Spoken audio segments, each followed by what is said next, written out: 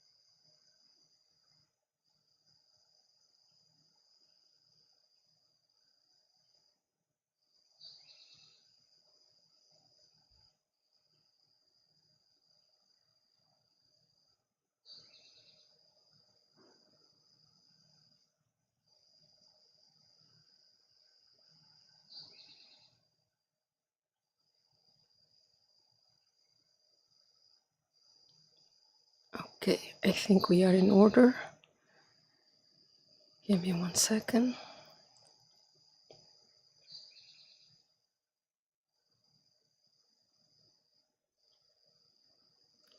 Good.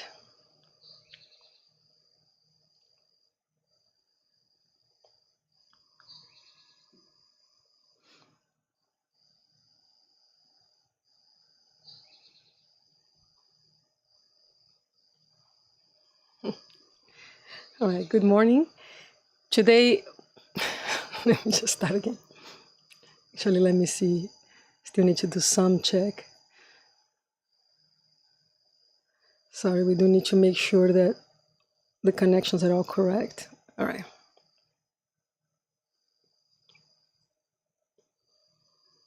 Good morning. Let's start our spiritual practice together. Today we'll start with a class by Adrienne, continuing that series. Is the last one in the series. It's called Gather. So it's in keeping with our theme of return, of reconnecting. And it is a longer class. This is a live class that Adrienne gave. And so this is going to be about a 1 hour full yoga class. And then after that, we're going to move into meditation. But because this class is longer, I'm thinking that I'm going to do perhaps a shorter session, either of meditation or of the discussion portion. Now, how do we do this for anybody that's logging in for the first time? What we're going to do is you put the class in a different screen and you put me on a screen, and the link to the class is in the comments or in the description. And you put that class in one screen, you put me in a different screen, and then I am going to say ready, set, go. When I say go, we click play together, and that way we are synchronized. So we're doing the class together. Then after the class, we move into meditation. I'm not going to come back here and talk with you. I'm going to take advantage of the mindset that yoga gives us. I'm going to try to do my yoga class in a very focused manner to kind of transfer that energy to the meditation session, which is actually the focus. Even though today we're going to do a longer class, I'm happy about it. This is a cool class that I never done a live Adrienne class. This is not going to be live, but it is a class she did teach live, so I'm excited. And when I move into meditation, I hope you will as well. And I will do just some open meditation today. You are free to do whatever you would like. I would just like to let you know that the meditation can last a while. And so I suggest that you try to meditate for a long time. But if you cannot, then perhaps use that time for something that's going to help you grow, right? So something like preparing for your day, or journaling, or reflecting, or praying, or anything that you think could be connecting to yourself, or connecting it, how to say this, for self-connection or connection to a greater thing, to a greater power. All right. At the end of the session, I will ring a bell. And so that ends the meditation part. And then we're going to reconvene here for the discussion. By the way, if anybody has any question or any difficulty, or if you have any suggestions of practices we could do together or things we could discuss, then you can either write it in the comments or you can also write it on the Discord channel. So we have a Discord channel. The link is in the comments. And in that Discord, we can discuss esoteric topics and also make suggestions for the stream. And today's discussion is going to be about the connection and reconnection that we have to the practice. So the disconnecting from the practice and then the return, and how to return, and we'll talk about that. Now, again, as I said, this is a long yoga class, so I'll try to figure out if either the meditation is going to be shorter or the discussion. It depends on inspiration in a sense. All right, and so I guess this is it, and I hope this was enough time for you to put your class on. Advice, you should know also that I post the class of the day earlier on Discord.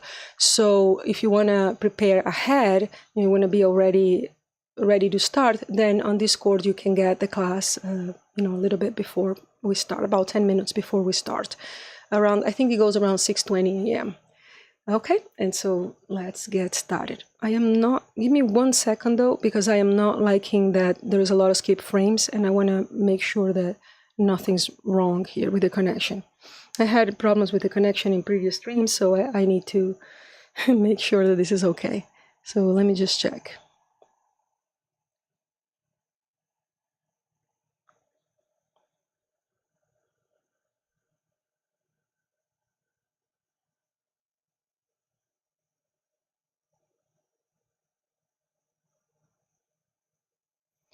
So everything that needs to be turned on is, but we are having a lot of drop frames, which does concern me. Hey, hello, how are you? I see you there. I hope you join me in the class. Give me just 1 second to try to figure out what is going on with the connection, because I'm not liking the fact that it is a lot of broken things. So I'm thinking that turn off some.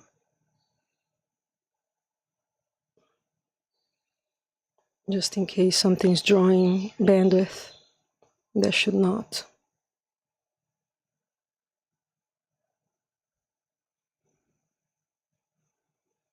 Oh, I see. I know something that can be the culprit. I love it when we find a reason for things, because sometimes I'm like, I don't know why that happened.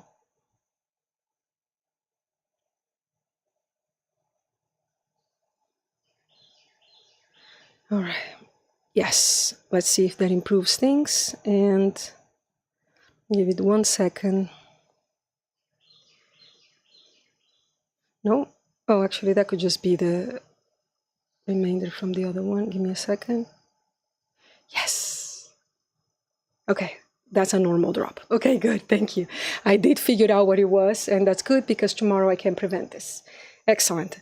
I'm still trying to figure out how to connect this well. Okay, so let's get started. I'm going to put my headphones so that you don't hear my recording, and you can put yours loud.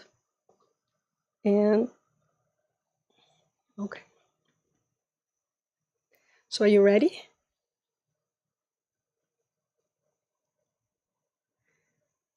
All right. Ready, set, go.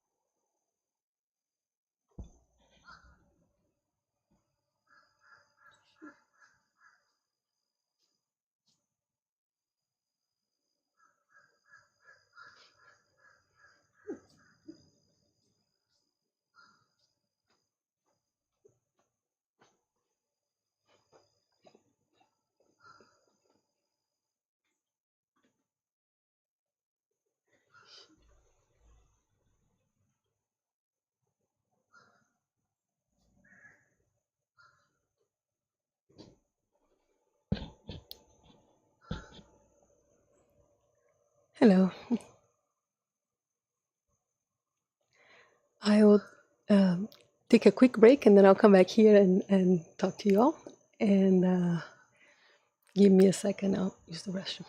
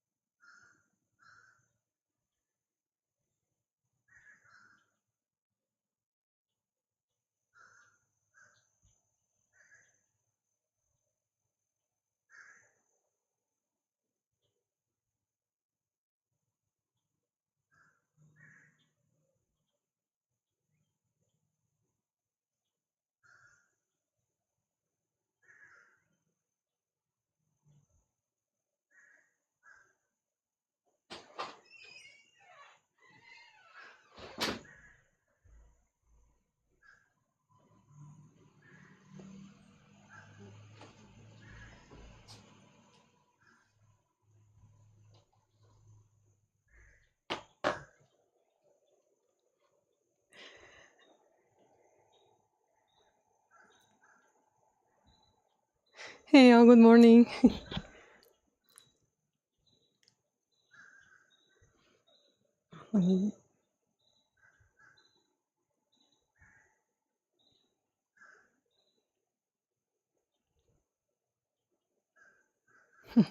Hello. Hi, Chemical Soup. Hope you're still there.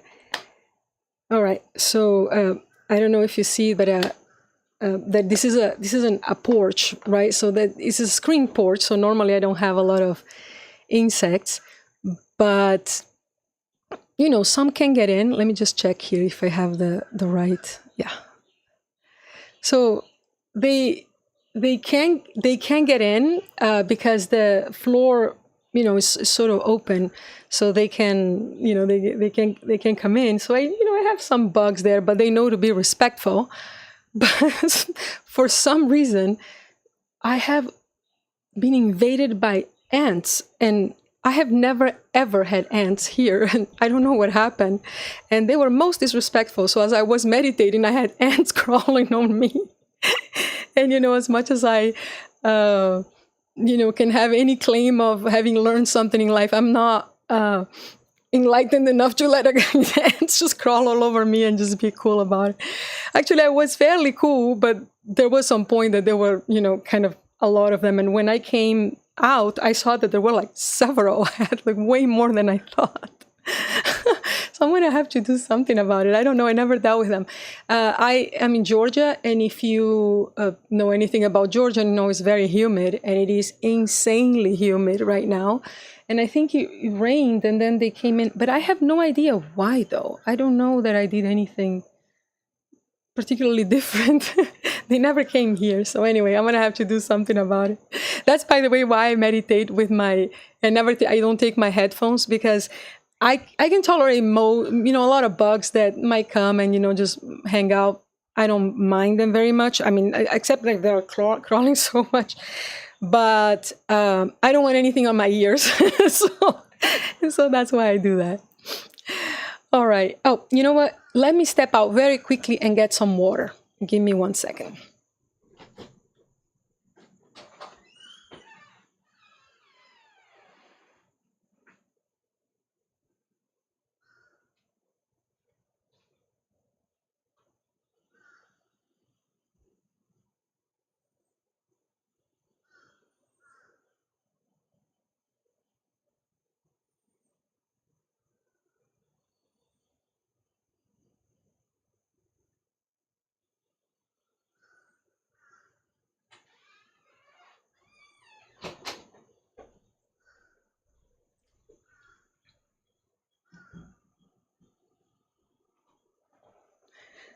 You were wondering why I have a here. Yeah, exactly. So, I mean, I finished the yoga and then I just close it and then I have nothing on.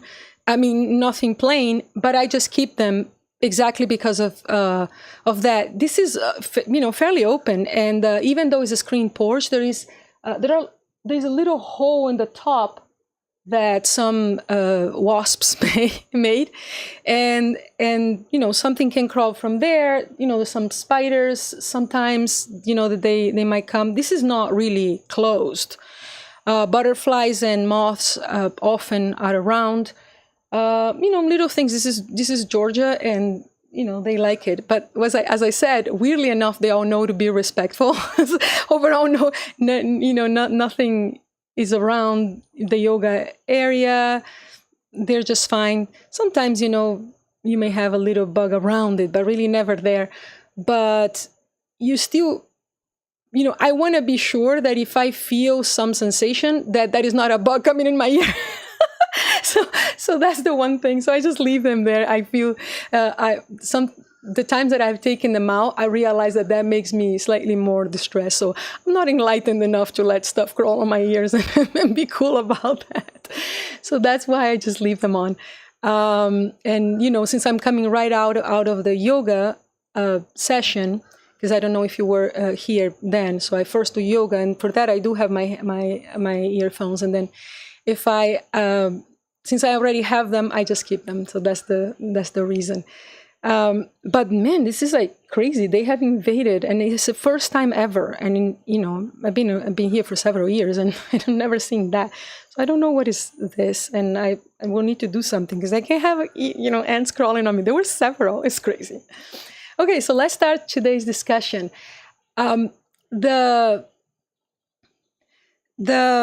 The topic I wanted to talk about today is in connection to, how some of us like to be connected, right? So I think perhaps everybody likes to be connected, but some of us are quite sensitive to that sensation of connection with the divine, or perhaps connection with ourselves. But I think truly I'm talking about some sort of connection with the divine. So some connection with guidance, or with some, notion that we are held and that we are guided, and, this type of connection. Many of us rely on it quite a bit, and it has been quite a discovery and is a very important thing in our lives. And the issue is that it is quite common to come in and out of that connection. And that can feel very distressing, and it can feel as if you had found yourself and all of a sudden then you're lost, or that you knew what you had to do. You knew something. You have some form of, well, actually the best word is connection. You were connected, and then all of a sudden you are not. And then it feels like being lost, and it feels like being again unconnected. So it feels bad. It's just it's a state that is not desirable, and that it is very unsettling and destabilizing, let's just say. And for a lot of people who are in a spiritual path, they come to a spiritual path because they were in need of something. And then when they find that connection, that is a very dear thing, a very needed thing, that then when it is lacking, it is quite stressing. And I wanted to talk a little bit about this because I have discovered some things over time, because I remember this state very well. I remember this in and out very well, and I don't have it anymore, at least for a while, and it's interesting because in many ways my life hasn't changed. So what happened? And I want to talk about this because I think it might help you. So I thought this was the misconception I was laboring under. I thought that I was connecting and disconnecting so much that I'm even starting this discussion with that notion. So the idea that there was something that was connected to me, God, and you can think that way. I think that'll be the most common thing for most people, but for a lot of people, there will be something like your soul, your higher self, some angels, some guides, and things like that. But I'll just say God to mean this. So forget what I was just saying. So Guru, yes, Guru, yes, exactly, absolutely. So if you, when you get connected, I felt that I was connected and disconnected from this thing. And this was actually a misconception. This wasn't really true. It's not that I was connecting and disconnecting, it's that I had feelings about this that were changing. And that's what I want to talk. Because the moment these feelings changed, even though I was not in that state, that we like to feel, I was all right. And then it makes all the difference in the world, because life, if you're going to live a life in this world, if you're not going to go to a monastery and become isolated from the world, then if you're going to operate in this world, the world is going to get you. Things are going to happen. You're going to have, problems, things that are going to take precedence there. Your children, if you have children, they're going to need something special there at some points. You're going to get, like I did, a new dog, and then you have to housebreak them, and then, that becomes a priority for some time. Or you have, like I had, for example, a problem with connection. I mean, like the internet connection and the way that these stream, it wouldn't be as smooth, and it kept losing a lot of frames. And so I had to deal with something that really interrupted my practice, for example, things like that. And even more serious things, you can get sick, things like that happen.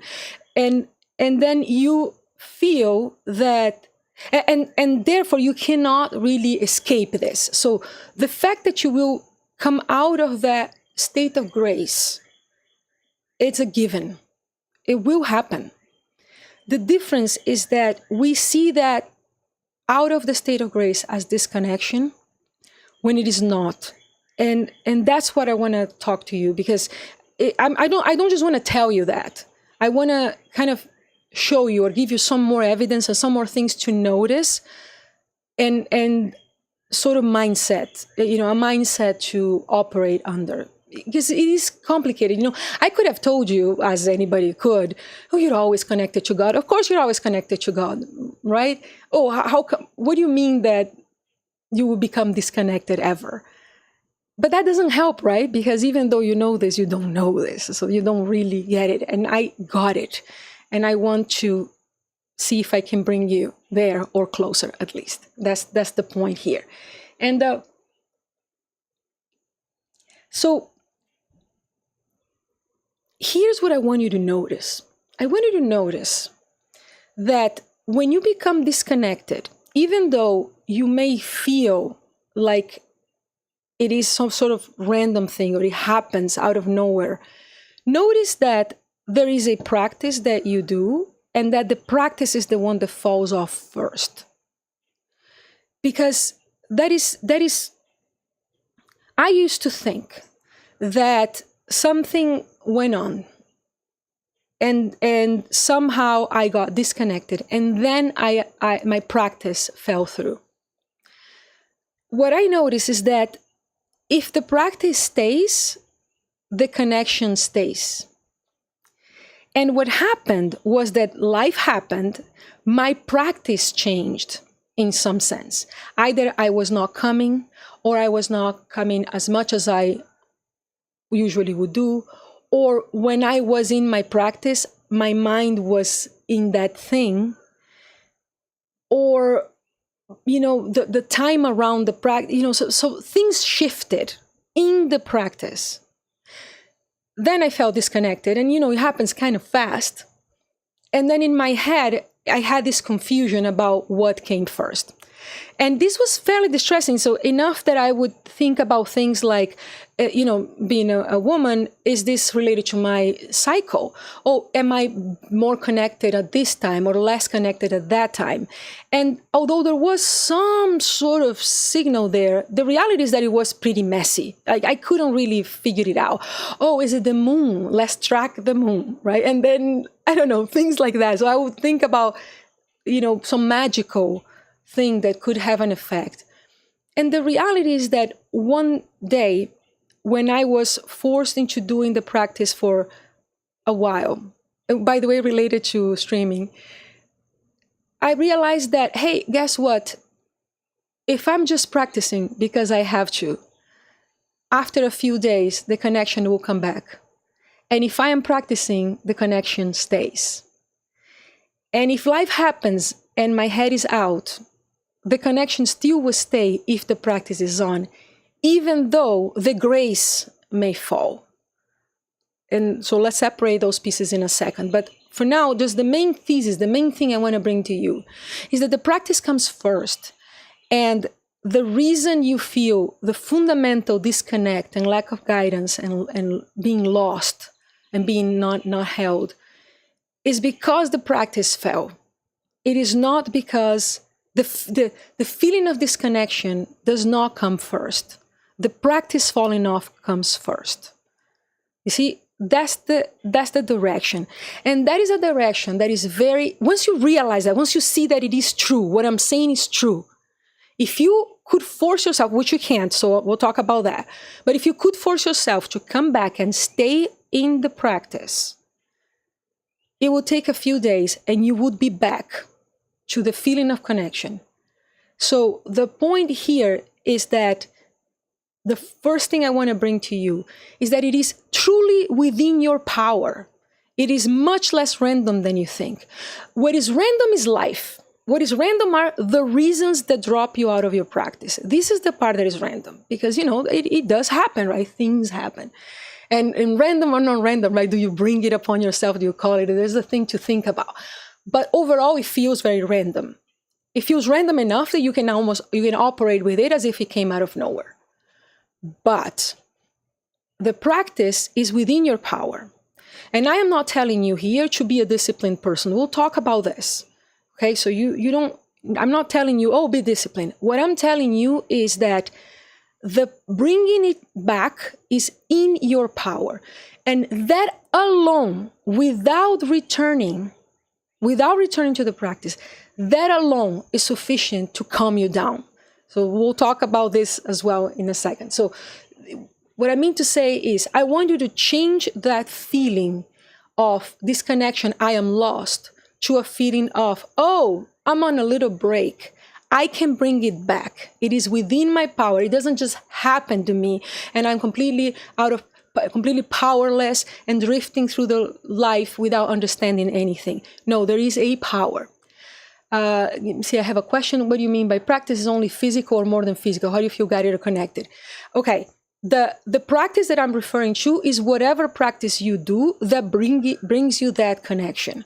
So most of us that felt this sense of loss usually came to the sense of connection through some form of practice. So I'm saying, in my case, it would be meditating and then coming to meditation. And it almost does not matter which technique, because you just give it a few days and it will happen naturally. And I have a sense in which I call this. When I say I'm being guided and when I say that I feel connected, in my case, it's actually rather explicit. When I say I get guidance, I get pretty clear guidance. Is something else or so. It's a deeper discussion to talk about in the future, but it's whatever feels to you, to be connected. For some people, is to have a habit of prayer, a habit of Bible study. For some people, is a habit of just, I don't know, even journaling, to somebody who is still not there at a place of inner connection at a more intuitive level and wants to do it in a very cognitive level. It's just the fact that you're doing your journaling, whatever it is that brings you that sensation of, I am guided in this life, I am connected, I am held. Now, if you don't have that yet, then that's perhaps a conversation for the future. So this conversation, file that in your memory as something for when you have it. Because what we are looking for in a spiritual life is, well, many things. But one of the things that we're looking for is that sensation, that connection, that feeling of that we are not drifting, that there is a meaning and that there is a thing that holds you here that brings meaning. And so how do I feel, guided or connected? Answering your question, in my case, for example, it would be, I feel guided. I feel like I know what I have to do, what I'm here to do, and there is a meaning that is there. That was the thing I was looking for. That is the thing that I found. I found many more things than that, but that is one of the things I found, and that is the thing that distressed me when I felt lost. I felt completely, that I had no guidance. The practice itself, in my case, is whatever takes me to meditation. The problem is that meditation, especially back when I was having this, it could be very focused, felt very fruitful, very good, and then it could not, and then I could be all over the place, and I could be, completely, the meditation wasn't necessarily great. So this is a thing from back when I could rely or not rely on meditation to be connecting, right? Because the problem is, your skill might not be there yet to have a meditation that is sure to connect you, immediately. But the point I want to make is that it doesn't matter, okay? It doesn't matter if your meditation is good or your meditation is not good. I want to bring to your attention the fact that the practice fell through first.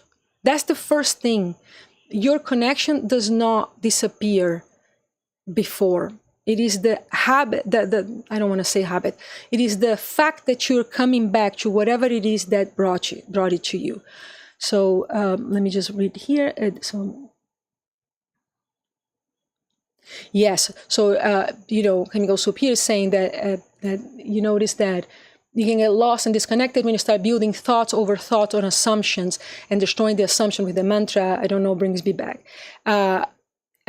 Yes. So basically getting in your head, right? So there are many reasons to get lost or disconnected. And, for some people, they have a health problem and they don't know what the health problem, what causes it. And so they have low energy, high energy, low energy, high energy. And that energy, that you have to act in this world, is very determining of that. And that energy feels very random. Now, is this random or not? That's a different conversation. But it does feel random. But what I want to say is you can have low energy and still be connected. You may not feel the grace. I want to separate the two things, because one thing is to say, I am guided in this world and I know what to do to access that guidance.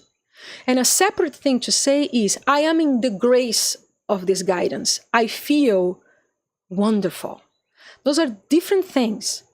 And the feeling wonderful and feeling, the grace, this is a good word, feeling that elation that is so wonderful, that thing is much less needed than you think. It's a wonderful thing, but it is much less needed than you think. There are two pieces to it, and one of them is the connection, the knowing that something is guiding you, and the knowing that you are not drifting, and that also the knowing that there is a piece that comes with it, that it is a certain helplessness that you don't know when it happens, you don't know when that happens. That thing actually always stays. You never lose it. What you lose is the sensation of that connection, which is that elation. And the problem is that you have a sensation of helplessness, that it just happens to you. And what I want to say to you is that it is not coming from the practice is what fell through.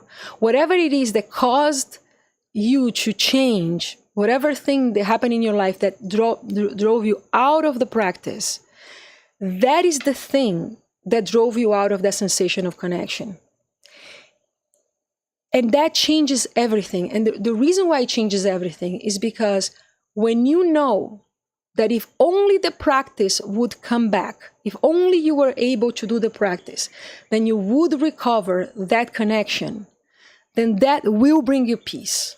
There is a world of difference between I feel terrible and I feel disconnected, I lost whatever that was. And also, I have no idea what brings it back. I have no idea what caused it. I have no idea why it comes. I have no idea why it lives. That is a state of mind. A very different state of mind is, shit is happening in my life. I cannot be in practice. Therefore, I am disconnected. Very different mindset. Because that mindset allows you to say, you know what? Yeah, right now I feel disconnected because I am unable to maintain my practice. Why? Because things happened. Because whatever state you were in, you know, it was your life, it was your mind, your brain, it was, you know, some bipolar, it was some health issue, you know, whatever it is that drove you away from the practice is keeping you away from the practice. And it's not good. It does not feel good. But it's a very big difference to not feel good and to feel lost. Those are two different things. We can feel, when you are not lost, you can take enormous amounts of not feeling good and be okay. Because there is a very big difference between feeling good and feeling bad in terms of, you know, being all right, being physically well, being even well in your emotions, and being lost or not lost, held, not held. You see, there's a difference there. And the lack of that divine grace or that thing, that is the most distressing part. I want to bring you to the you know, very religious people who really hold this religiosity really deep in their mind, in their heart, that they are truly religious. And that whenever something very bad happens, they always say, oh, I'm sure God has a plan for me. Or they'll say, oh, you know, I'm sure it's for a good reason. You know, people who say that, I'm a person that says that these days, but I was not that person. So somebody who can say that, do you see how incredible that is? Because somebody who can say, that can have this level of meaning in their life, that they can say, oh, you know, there is something, they happen for a good reason. That person will still suffer. And they will still have problems. It's not like they're not going to have trouble in their life. But there is a difference between trouble and, oh my God, what is this? What's going to happen? I don't know. There is a different sensation between, I have to face this very hard thing, but there is a good reason for it. Or I have to face this hard thing. I don't know why it happened. I don't know what is this. I don't know why these things keep happening to me. I don't know why I attract this. I don't know how to get myself into a better place. I don't know. See, there is a very big difference. And the happening is the same. And what I want to say to those of you who have found some connection through practice, and then you lose it. Because those of you who have not found it, then that's a different conversation. And for now, what I can say is try to find it. And this channel is all about this. Basically, is a whole bunch of practices and things that are going to bring you these kinds of connection. But if you already have it or had it, and then you lose it, I want to tell you this. It can seem so obvious. And you see, I'm repeating this because I know you got it. I know your brain got it. But have you got it? You see, there's a difference. Did you get it?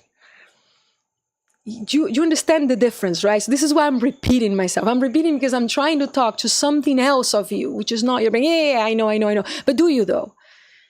And I want you to, and how do you know this? Well, you know this when you discover it. And the discovery is now, you just heard it from me. But then you see for yourself. You experiment for yourself. And I am not saying for you to power through and come back to the practice. If you can, by all means, do it. But this is not always possible. So some of us don't have the energy or the willpower or the ability, or indeed life really did get in the way, and it is not possible.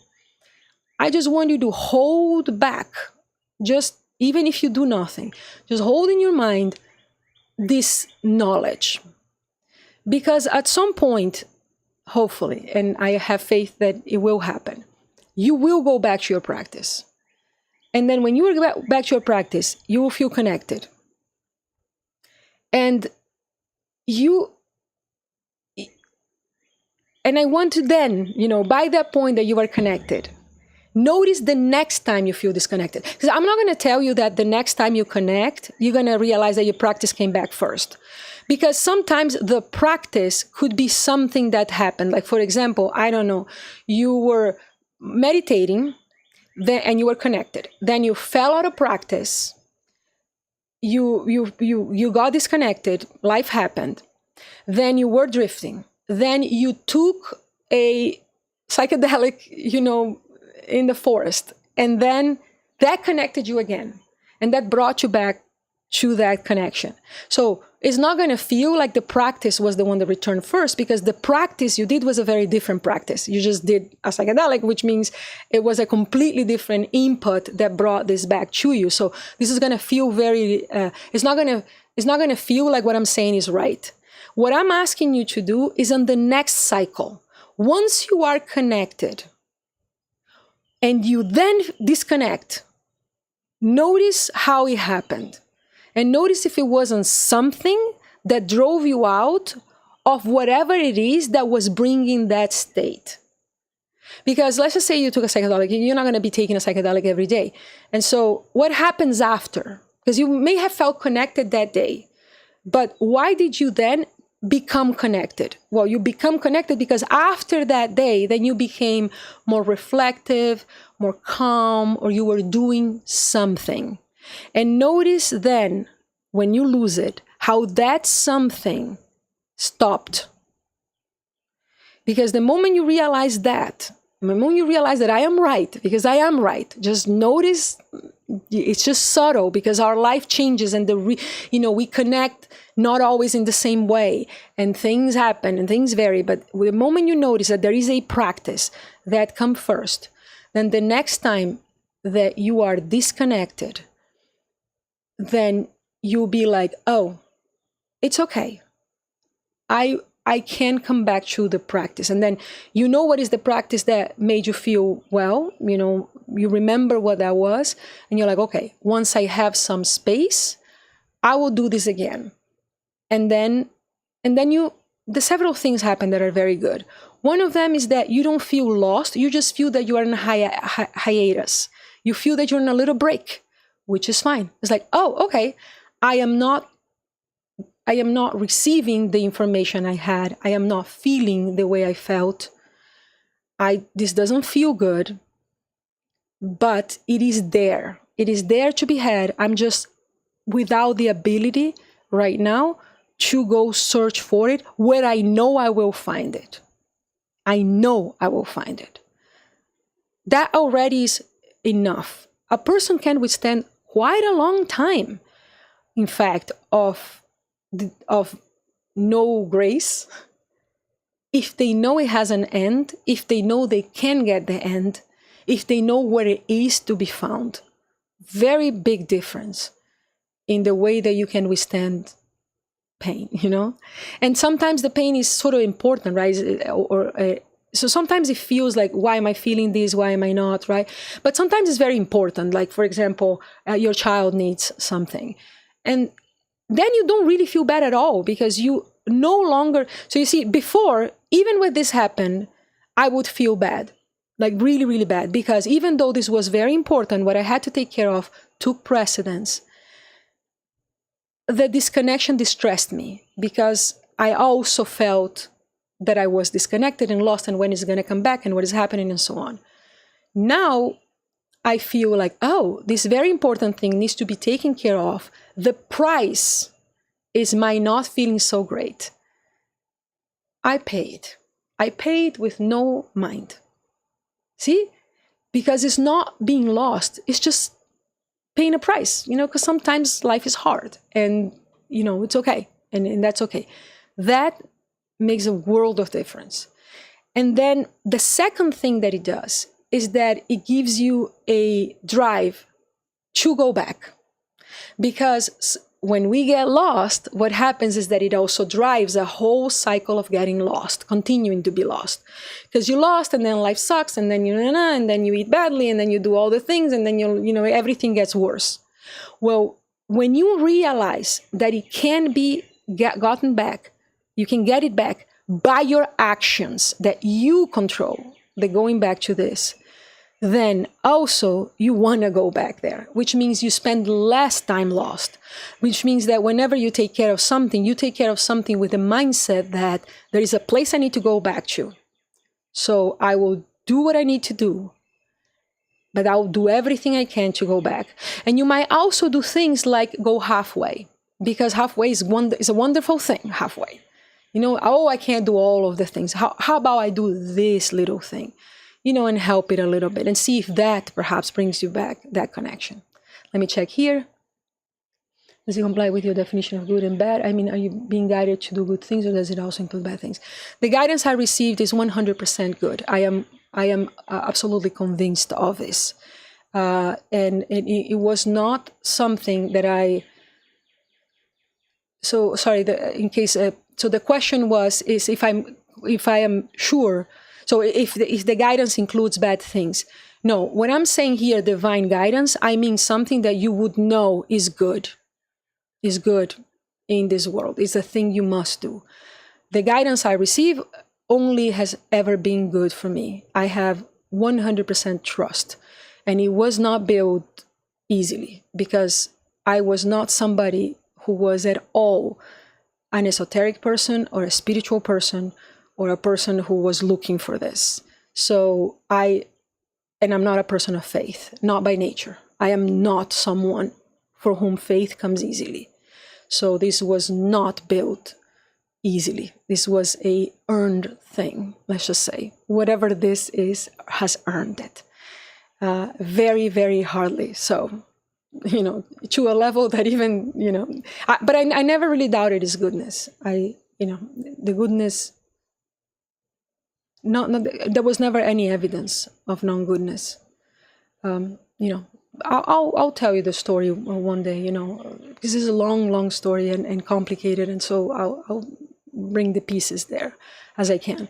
But yes, in this case, yes. If you are guided by something inside to do bad things, this is not what I'm talking about. Then you have a voice inside that is driving something. So most likely it is parts of your ego that are, that are confused in some sense. So in asking about the result of guide. Oh, then please ask the question differently, then perhaps I will get it. All right. And so I guess this is what I had to say. Let me see if I have anything to say about this. So I'll just summarize while I'm waiting for Hemiko to finish her or his question, and then I'll answer. So the thing to say, therefore, is that the point here, and by the way, a lot of the things I have been talking about within this series of reconnect and return is precisely about mindset. Because that so much in life is all about mindset. But what I'm trying to do here is sort of preach at you the details of this. Because everybody says, you just have to be optimistic. You just have to be positive. I don't know about you. That says nothing to me. I I don't relate to being told how to feel. But I sometimes can understand things, and that changes everything. Because I can withstand any feeling and any pain if I see the reason, if I see if I see a meaning to it. And so this is what I'm talking about. So what I'm trying to bring to you is not a platitude of like just feel well, is a hope that you will see a pattern one day, that your practice was the thing that was bringing that which you need, that thing you came to depend on, that thing that brought you peace. For those of you that had that peace in today's conversation, that thing, it is within your power to bring it back. And that's not a platitude. I'm talking about the same thing that brought it will bring it back if you return there. Now, it does not mean that it comes back immediately. Even these days, when I go back to meditation really quickly into the state, no matter how crazy it was, no matter having stopped for a while, I'll still come back very, very quickly. But it's still, depending on the amount of havoc in my life, it can still take some days. And I'm a very impatient person, which means that even a few days was enough to destabilize me, And now I know, no, this can take 2 weeks even, but it's there to be had through the practice. The moment you see this, it's just a matter of time and effort and coming back and patience and so on. All these resources are inside of you. What is not necessarily inside of you is the ability to withstand being lost if you feel powerless about this. So she says, she or he, I'm not sure, so it says, to put X amount of spice in your food is good. Have you been guided to do differently? This differently feels. I'm not entirely sure I understand. So here's what I'm going to do. I will let you all go, and then I'll just stay. And then, for those of you who like to be on the stream, then that's, we can have conversations and remain longer. So I'll just, say, I hope this was helpful. Now, Chemical Soup, I can stay with you and then see what you do, because this is going to go into a recording that then goes into YouTube, and I don't want to keep it long when longer when I am perhaps talking to a lot of people that might not want to wait. So what you're saying here, let me see if I understand, because I couldn't right away. So it says, I'm not asking about the result of guidance. For example, to put X amount of spice in your food is good, but have you been guided to do differently? I think I get what you mean. So do you mean that there is something that people consider to be good, but whatever is guiding you, which you trust, has guided you to do something that other people do not consider to be good, that other people would say that is not good, but that thing says, no, that's good for you. Yes, I have been guided many times to do that. Now, I have never been guided to do something that was socially wrong. You know what I mean? Like, I was never guided to do something evil, never, or something harmful, that is obviously harmful, not to anybody, not to myself. But I have been guided to do weird stuff, very weird things, and many things that were very against what people tell you the practice should be like. A lot. For example, I not always know, I may do some open awareness, and they tell you to meditate a certain way. I meditated in very strange ways. Meditating, I have meditated a lot while the entire time speaking inside of my mind, basically with thinking. It's just that it has come to a place where I can do this and I can see the meditation on it, because it is an entirely focused way of speech where I am truly inside of something, in communication with something. And that goes entirely against the recommendation. Let me tell you another thing too. If you go to the Eastern practices, a lot of the Eastern practices, not Tantra, but almost, I could say most of them, well, no, I don't know, because there are a lot of practices in the East. But a lot of the Eastern practices, some of the most famous ones like Zen, Dzogchen, Advaita Vedanta, and so on. Advaita Vedanta is strange. I'll tell you about this. But they have a tendency to tell you that this is a waste of time. Because this is a siddhi, right? So if you know anything about Yoga Advanced, then when you start meditating long enough, then you start getting siddhis. So siddhis are powers. And notwithstanding the powers that they say you could get, like levitating and so on, some of the powers that they say do arise are the powers of speaking to entities or speaking to something.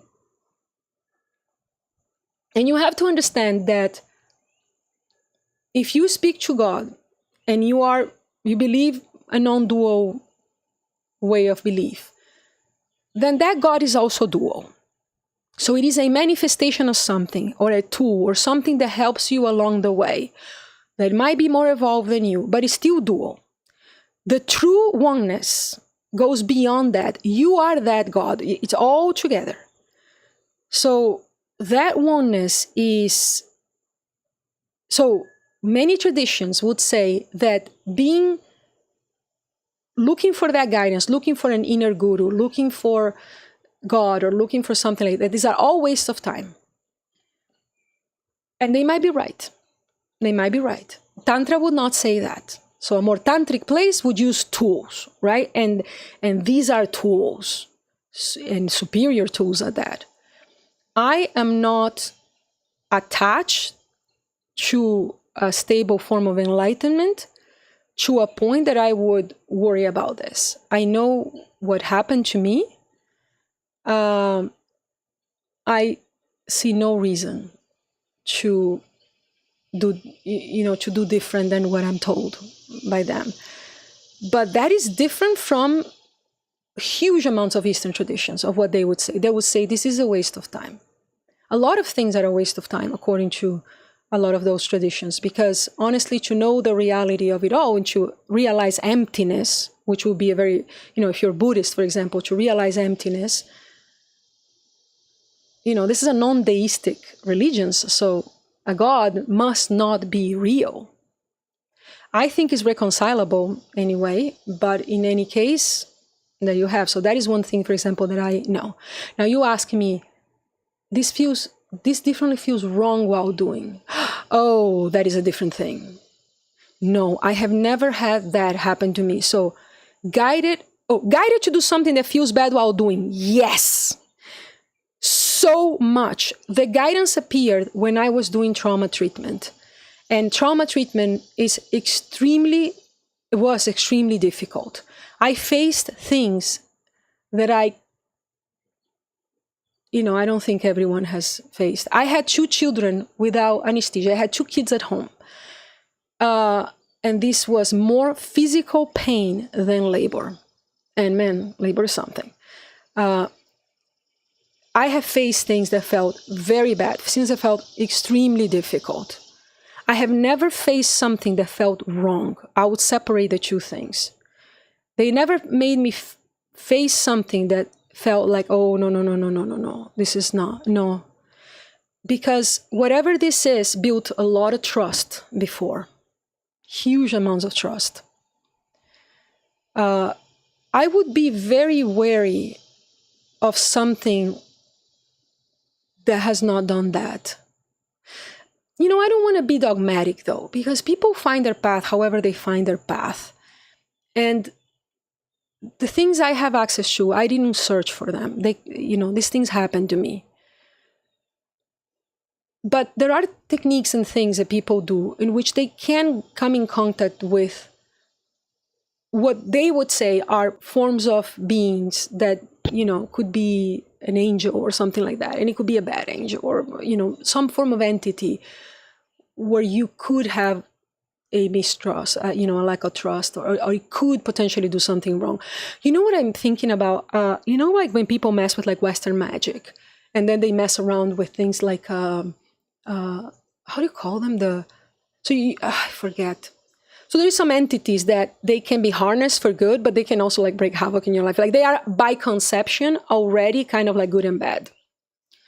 So you have, and by the way, even the classification of good, I wouldn't say that the things I access, because it's highly, very much close to non-dual. I would say it's God.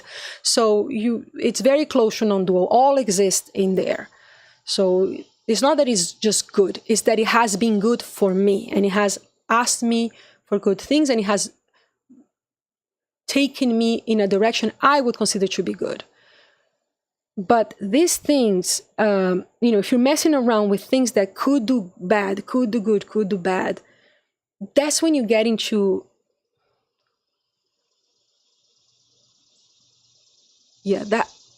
that's much more complicated. And I think it cannot be dealt in a generic way. So basically, I might be able to tell you some things, but it would be like your case. We will have to like discuss whatever you want to share, because it is not a one size fits all here in the world of entities. That's what it gets very.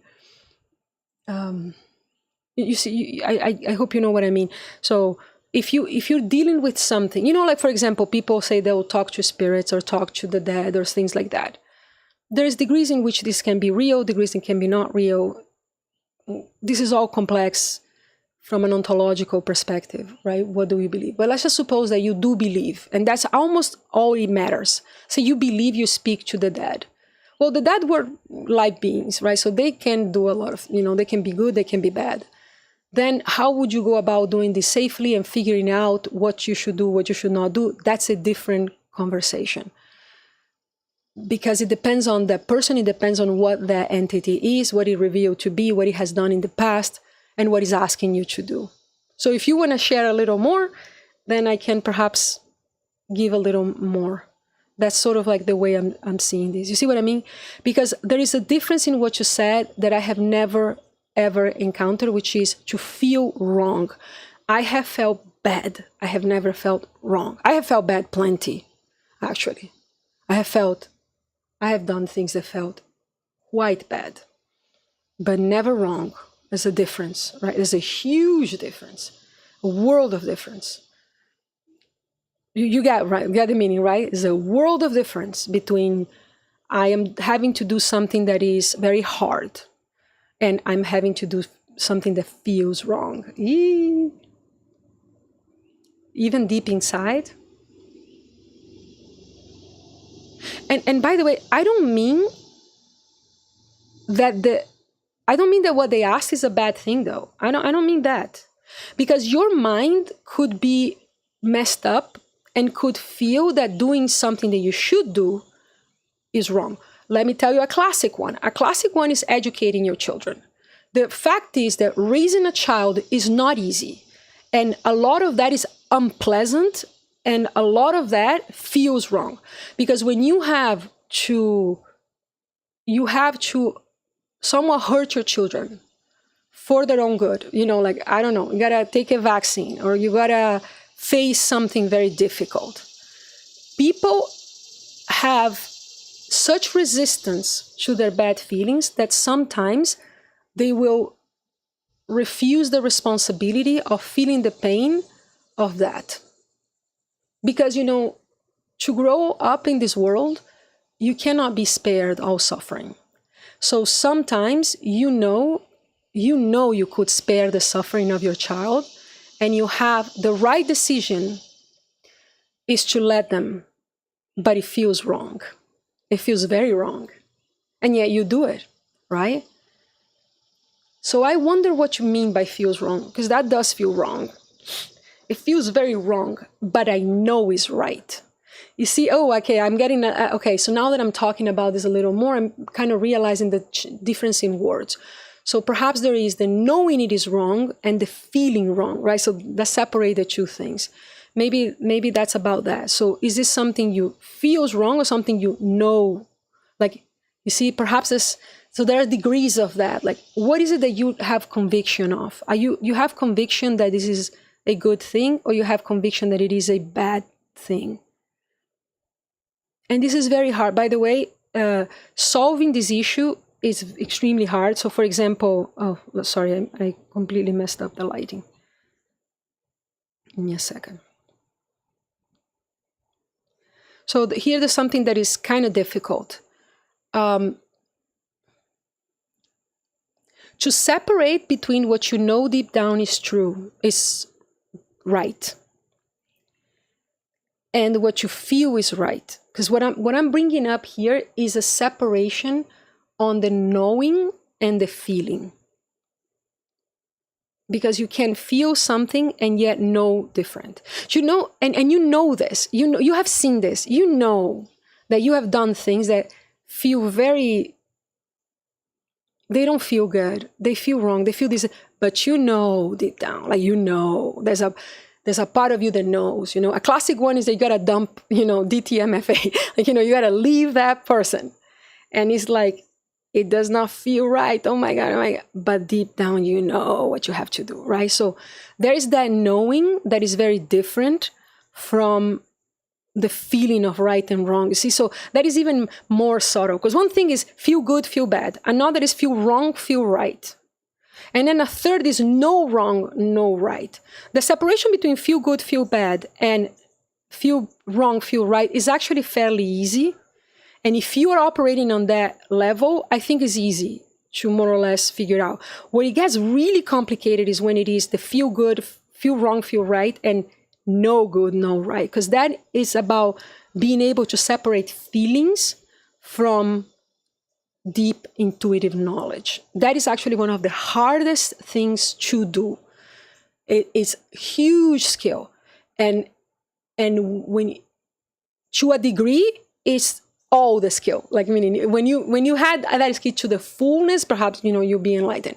But that is full. This is a hugely difficult skill. The separation between the knowledge from intuition, the knowing that something comes from God, and then knowing that something comes from your ego.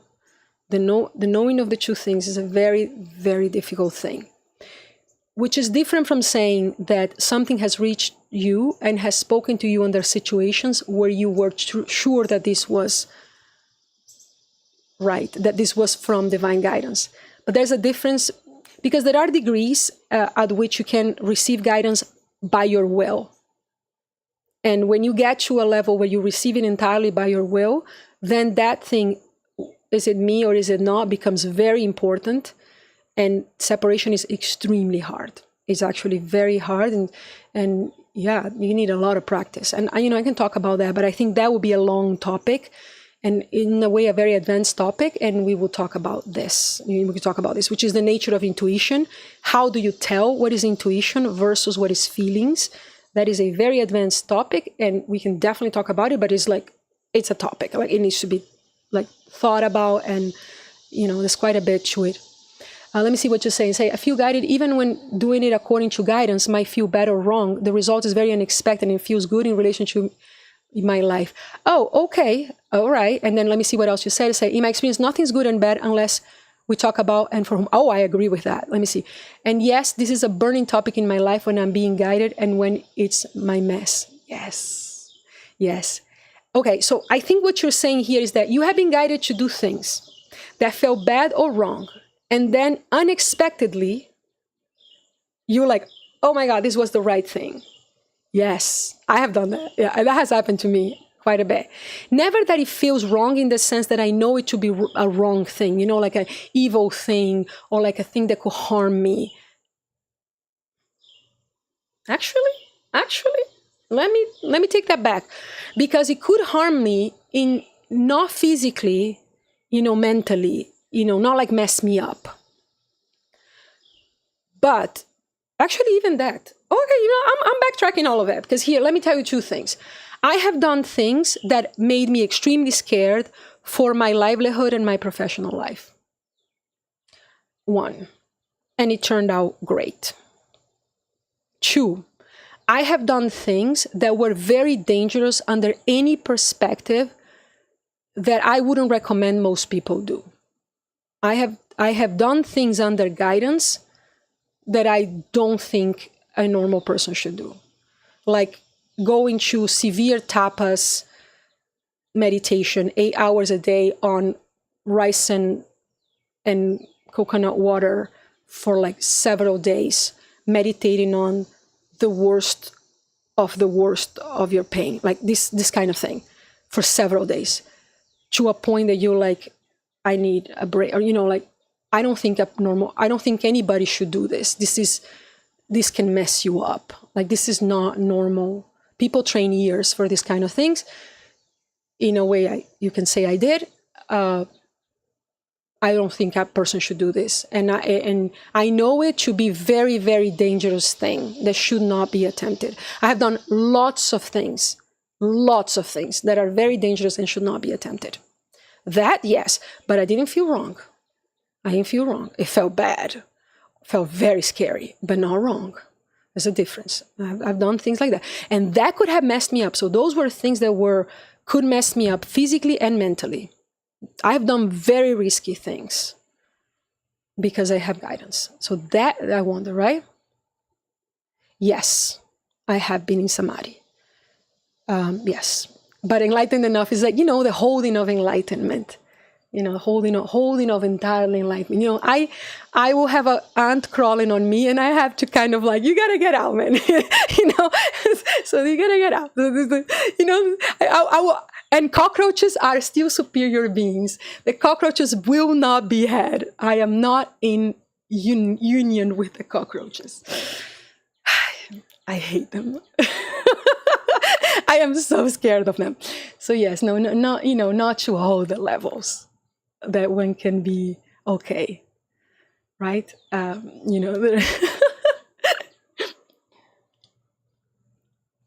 So not enlightened enough is a funny thing. There are degrees to enlightenment, many degrees to even the people who can say that are like enlightened all the time, even they have degrees. And I know.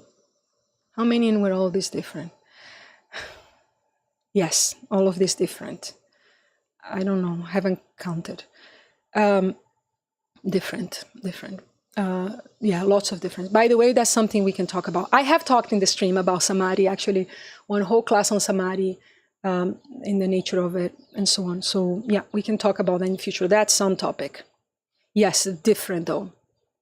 Not all of them different. I've had experiences that were similar, but they have plenty of very different experiences, for sure. Yeah. Also, even the notion of what this is, right? So the recall, what do you recollect of things and things like that, we can talk about. But I guess that's kind of like a big change of topic, and in a sense, that's some complex topic. Also kind of dangerous. So my thing is, well, excellent. Yeah. So that's great, because the fact that you have been 5 times there, it means that there are things to draw from, right? So that's a good thing, because there's some learning there that one can have in repetition and in, I don't know. I think that's cool. That's very cool. But so it is a dangerous thing to talk of samadhi and to talk of, to identify oneself as somebody who wants that. I'm not even sure I would identify, of wanting, or I never reached it by saying I'm going to go there and reach it. Only ever by I'm going to do this thing, because I have to do this thing, and then it happens, that kind of thing. Anyway, would you like to share some? Yeah, it just happens.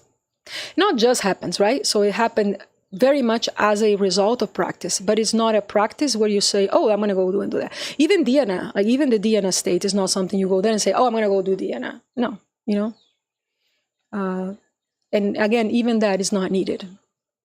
It's not needed. It's fun. I spent, a long time experimenting with 40 hertz meditation, 40 hertz waves for fun, which were basically makes it impossible to reach dhyana. It's impossible to reach certain states, but it was still very interesting because it's just the exploration is interesting. What are we here to do? Something not much of a practice. So you're saying that my practice is not much of a practice. Tell me in which sense?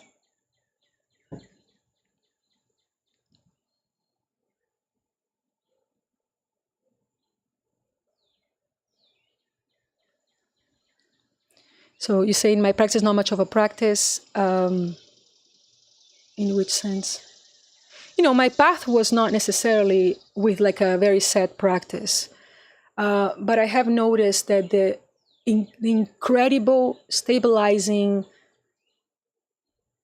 and just the incredible power of practice, of having a practice. So I have a practice, but I didn't reach this with order. It was quite a mess.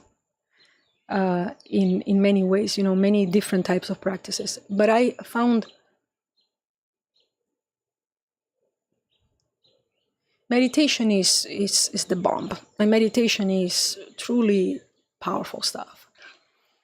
It's a fairly good way to go about things, But I've tried other things as well, and tried other things and will try other things. I'm actually very interested. It's fun. It's fun. Why wouldn't we? Not always suffering. Sure, at the end of the day, we come to these things from suffering. A lot of us do, right? And it was my case. A lot of us come from this through suffering. And then, but it's not all suffering. And I guess the beauty of this is when you discover that no, it's not suffering, and it is very fun, and that why not? The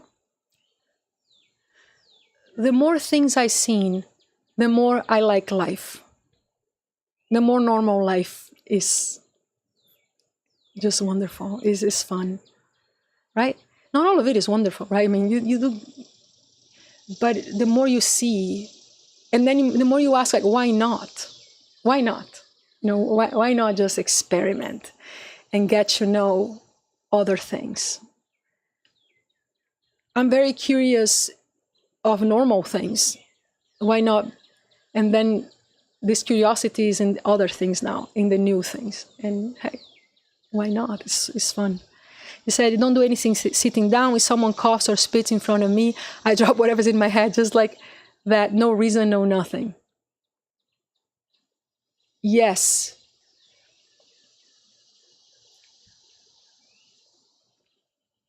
Well, I mean, I have a few things to say. The first one is, then why don't you do it alone? It's like you don't have to do it with other people, and then you have a bit more control over your environment. Oh, I'm dropping frames. Yes. Oof. Okay. Thank you for letting me know, by the way, because this is a problem that I've been facing. Let me see. I've been a while. Oh. Whoa. Like this is seriously dropping. Wow. What happened? I don't know what happened. What is this? You know what? Give me a second. Let me just run a diagnostic thing, because this is probably going to help me out, help us all out in this stream later on. Let me drop a diagnostic. Whoa, this is dropping like 90%, 80%, 98%. Whew, it's like the stream has gone crazy. Let me go.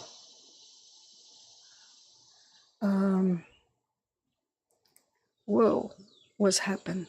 Let me see, what time is this now? 10. Give me 1 second. Let me just see if my husband is doing something, because that's going to make, then I'm going to learn. So let me see.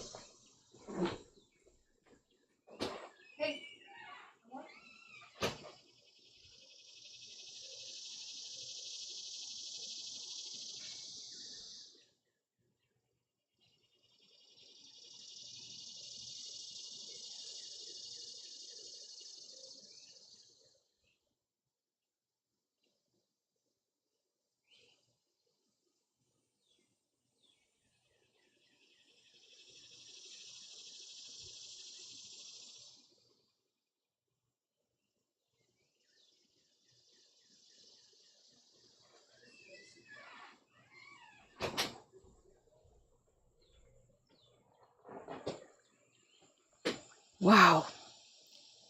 Let me write in the chat.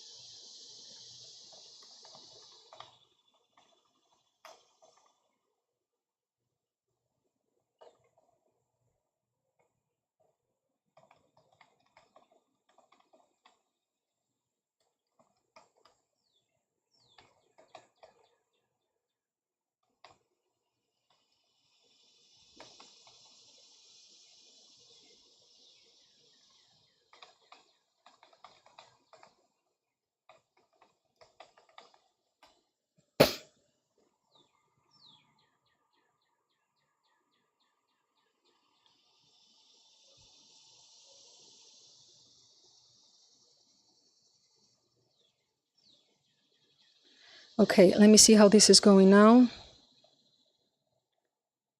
Yeah, still dropping. Let me see if he, no, he did not. Wait a second.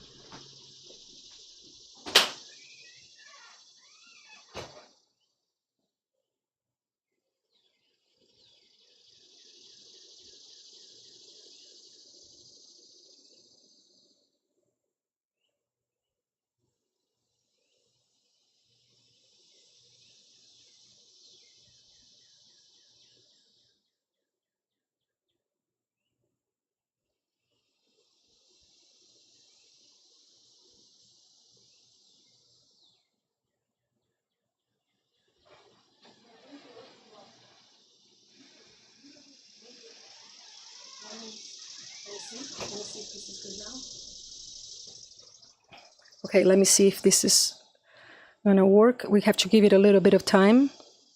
Whew.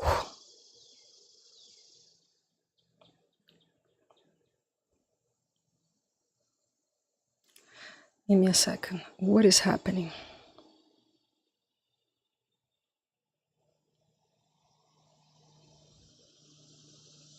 Complete breakdown of the internet signal.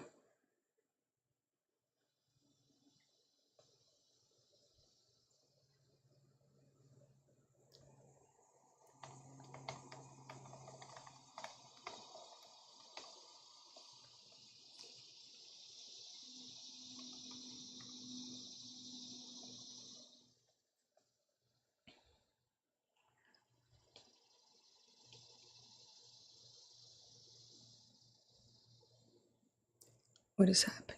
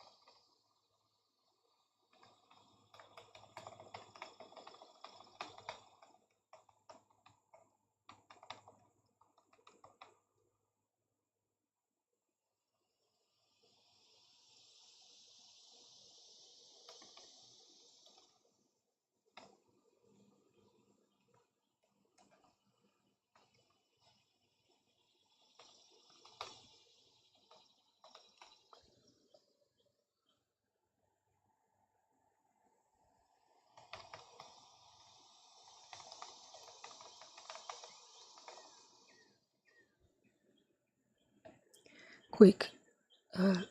Open OBS stats window.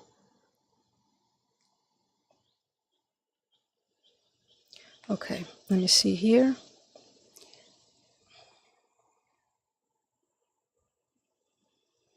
Okay, just give me 1 second. I'm still trying to figure this out. I hope you can hear me.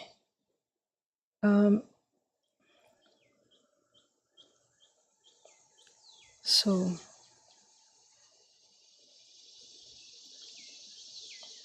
okay, it says rendering encoding overload. Your computer can process fast enough. Something's hogging CPU, GPU, task manager.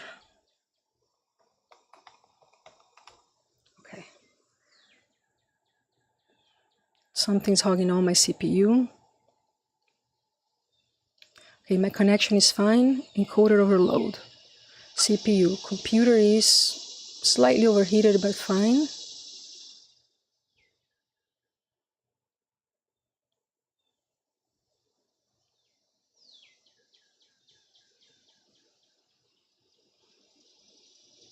Battery good.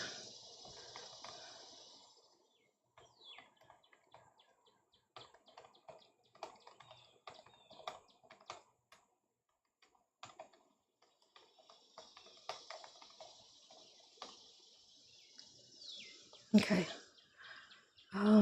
Open activity monitor. Okay, let me see here. Activity monitor. Let me see who is taking this, because it was very sudden. So we need to figure out what went on so that doesn't happen again. So if you have a little bit of patience, then I'll try to fix this so that it doesn't happen. Oh, Chrome. Okay, let me see here.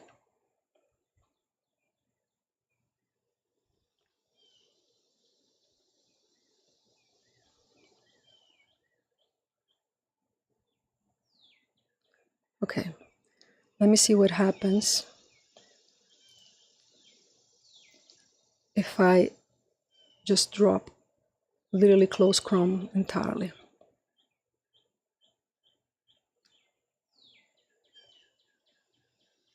Wow, this is crazy. The network is fine, it's just Chrome that is gone crazy.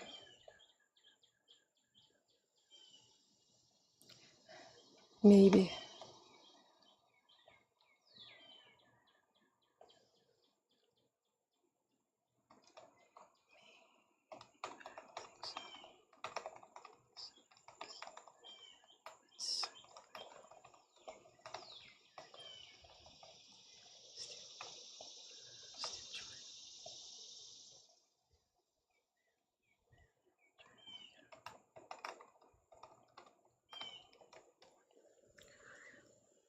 Okay, let me see. What is it? What are you there? So local network. Okay, things to check. Right, GPU. Okay, you go there. I'm gonna open this thing here. I'm gonna close Chrome completely. Oh my God, the ants are all over. Okay, here.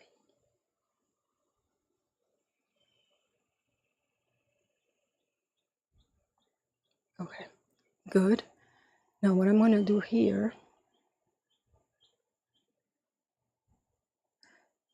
Okay.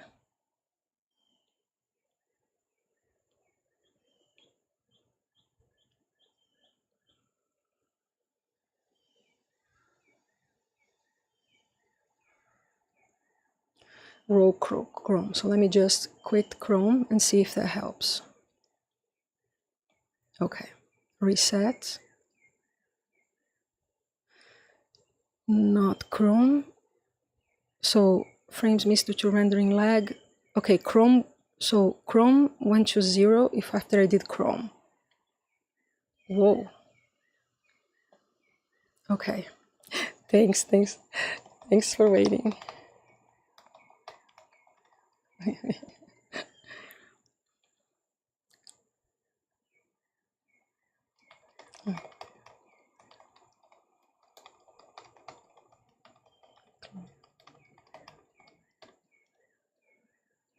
Okay, so now, where is that?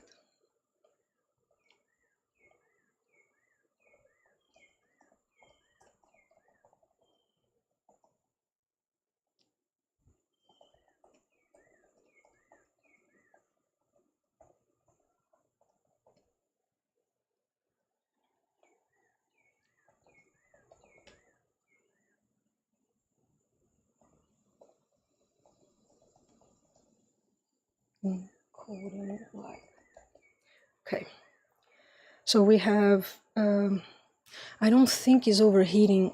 I mean, the computer is a little bit hot, but it's not really very bad.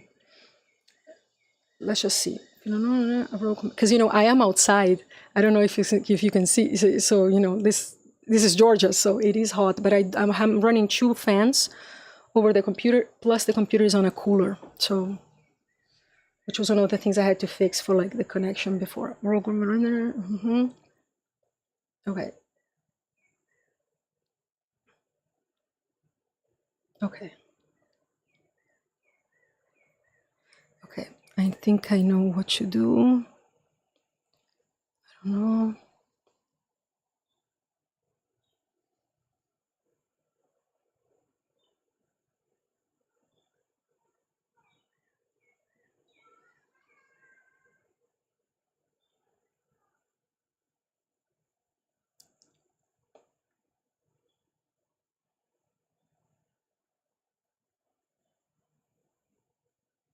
Wow, this is crazy. What is going on?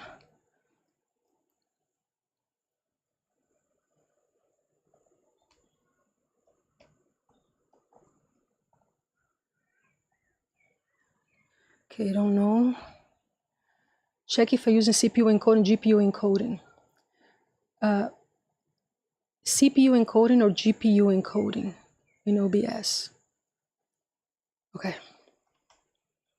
Okay, let's see. Check if I'm using CPU or GPU encoding.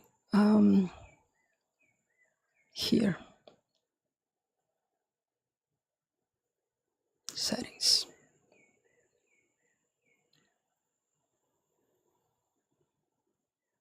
Stream. Output.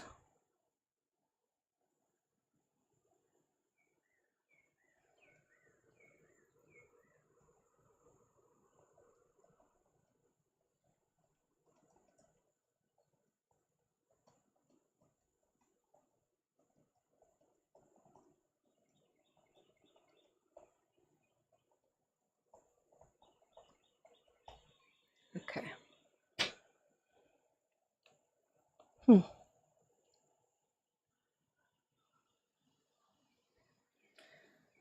Output. Encoder. Streaming. Encoding. ABR. Encoder. ABR. For streaming. And for recording.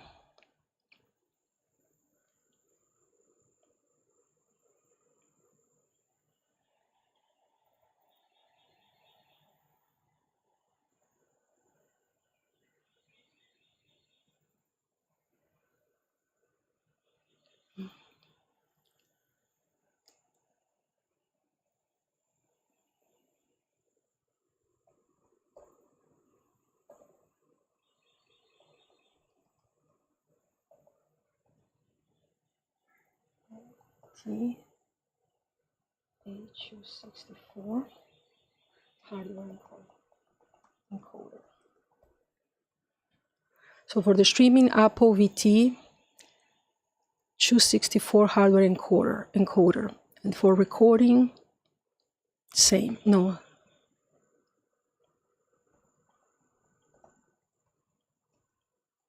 VT HEVC. Okay, so stream is using GPU, so GPU.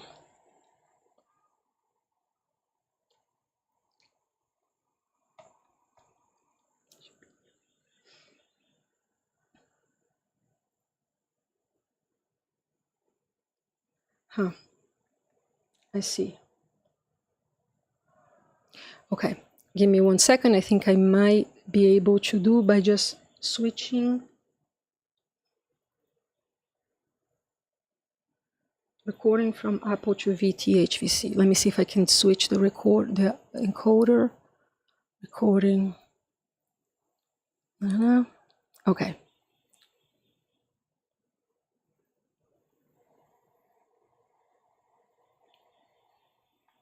Oh, 61, so perhaps now you can hear me. So what's happening, let me see if somehow it got a little bit better. For some reason it's better. So what was happening, can you hear me? Well, because right now it's 0. I don't know what I did because I did nothing with respect to the GPU. Yeah, so here's a couple of things. I closed Chrome, but that didn't seem to, that fixed one. So there was frames missed due to rendering lag and skip frames due to encoding lag. So the rendering all got better when I closed Chrome, but the skipped frames were still like at 100%. And it says due to the, so what Claude is saying here is that it could be because I was using the so a different encoder for the streaming as than I was for the recording, because I'm recording. That's what he was saying. However, when I received that information, the streaming got better, but I didn't do anything. I just observed that information and then I didn't change anything. So I don't know why the stream got better. So it cannot be the encoders because I didn't fix the encoders. So what did I do that improved things? I cannot know. So I did something and I don't know what it is because I didn't do it. Oh, you could hear me all along. Okay, cool. Yeah, so stream is yeah. Good. I'm glad to know that the sound was all right for some reason.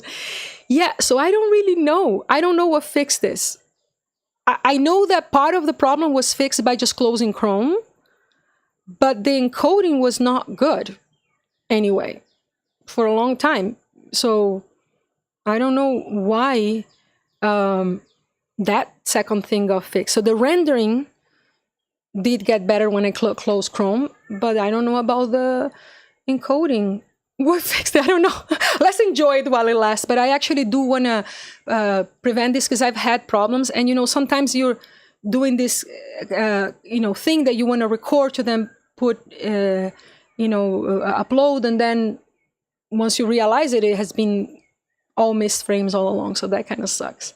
So continuing our conversation, because I think it looks perfectly fine right now. Like right now, there's really nothing dropped at all, which is very suspicious. Like, what happened? Let me just actually do let me just quickly record like the screen and what was going on the activity monitor, just so that we know what is not at fault, because it is perfectly good now, even though we are running I didn't do anything other than close Chrome. Okay, so what I wanted to say, so you were talking to me about you said, okay, let me go back now to non-computer problems. You said indoors people usually cough and outdoors usually spit. Like in the place where you live, there are a lot of like coughing and people spitting that distracts you. Is that what happened? You help my mother make food and help my father in office. Yes. So I can't stay out of touch of humans. Yes. Do you have a space that you can meditate at all? Because, I mean, headphones can help, because there are a lot of very conducive to meditation things that are very good at drowning sound. And one of them is exactly the 40 megahertz recording. That thing is pretty cool. Now, the problem is 40 hertz is the frequency of the awake state. So it will not help you. It's not great to like getting into other deeper states, but it's still amazing. I find this to be a very interesting thing to investigate on. And that's a pretty cool one, because that will drown everything. That noise is insane. So that's a really great. Yeah, you said it's much better than before. I see this too. I see 0 drop frames and I'm like, what is going on? I don't get it. So I'm figuring that I have to have Chrome completely closed on this computer when I'm streaming. But that's a little bit of a problem, because that's how I monitor that I am actually doing things. Because I mean, I can monitor it with the stats probably now, maybe that's going to help. But, you worry about, is this really coming through or not? So I might have to just keep it, maybe just have it on the iPad and then do it, because it's not about the network. The network is fine. It's about the encoding. So I'm just going to probably try to put them on the iPad. It's not easy to put a lot of Chrome things on the iPad at the same time. Let me see if I can do that. Yeah, so I might be able to do it through iPad. Yeah, let me see if I can let me see if something happens if I put Twitch. So that way I can control if it's actually happening. Let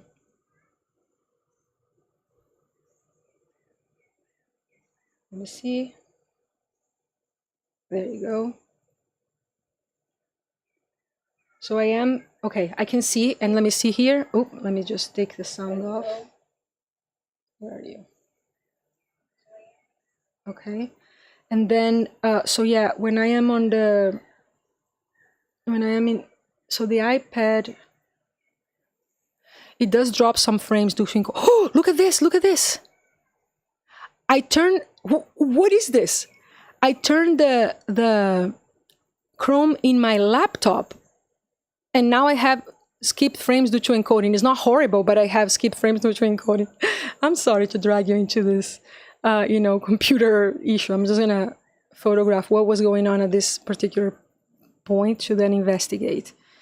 See, I just turned it on in my laptop. What is up with this? This is so weird. I'm gonna just turn it off now. What does the laptop have to do with anything? Let me just see if there's nothing not to do with the laptop, just a coincidence. Yeah. What is going on? It's not that. And why is it dropping? Let me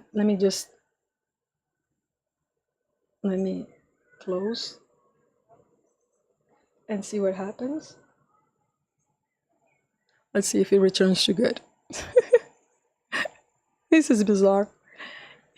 Yes. Okay. Apparently, having any Twitch open here is a problem. All right. So it's literally 0 drop now, and I open it in the iPad. Okay. Let me return now. So it says it's much better than. So he said, never meditated in my life. For me, is about destroying beliefs. Yes, meditation is not necessary, but it is. Tell me, you said that you experienced samadhi. Was this spontaneous, or was it in the context of, I don't know, a psychedelic, or was it like, how was it if it not through meditation? How did you experience it?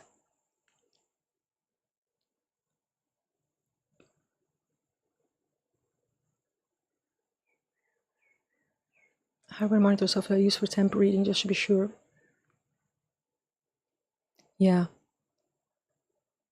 It's incredible. Like, how on earth was opening Twitch in my iPad affecting the encoding of my laptop? This is very weird, but I'm just waiting for your answer. So you said regular day, not substance. Wait, I missed. I don't know what that means. I don't know what that means. No, please explain.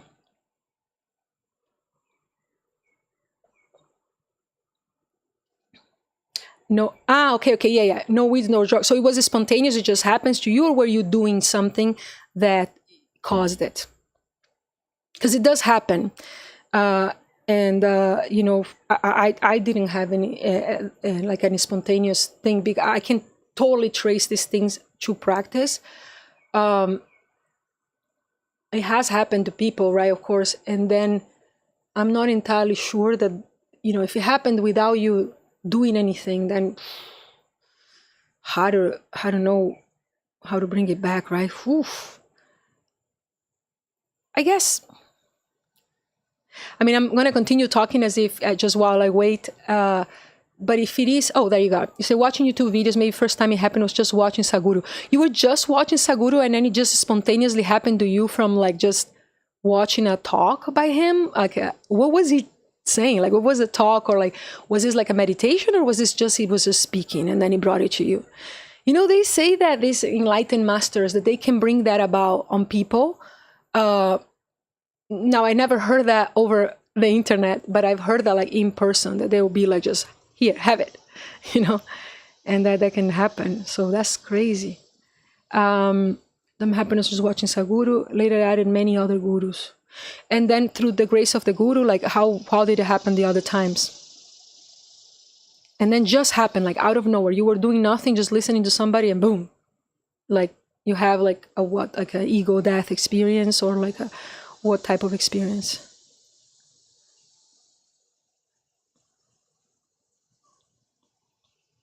Oh, there are the drop frames again. Let's see what's happening again. And then let's see the process. Activity monitor. In the meantime, while I wait for you. Part of it could just be the length of the transmission, kind of like accumulating GPU time or something. Keyboard master engine.